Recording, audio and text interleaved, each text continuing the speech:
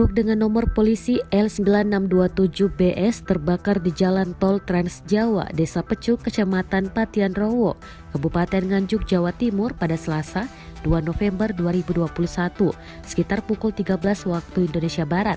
Akibatnya, truk bermuatan kurang lebih 39 unit motor tersebut ludes dilahap si jago merah. Beruntung, pengemudi truk yakni Didik Hermawan 39 tahun, warga Kelurahan Jembatan 5, Kecamatan Tambora, Jakarta Barat selamat. Kejadiannya sekitar pukul 13 waktu Indonesia Barat, jelas Kanit Laka Satlantas Polres Nganjuk, Ibtu Sugino, kepada wartawan di Nganjuk pada Selasa.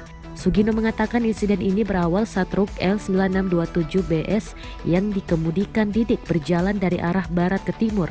Sesampainya di TKP, tiba-tiba salah satu motor yang dibawa mengeluarkan asap. Mengetahui hal itu, Didik lantas menepikan kendaraannya. Menurut Sugino, hingga saat ini pihaknya masih mendalami penyebab kebakaran truk bermuatan puluhan motor tersebut.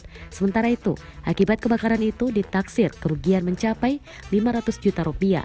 Sugino menduga pengemudi truk tak mengecek kondisi muatan terlebih dahulu.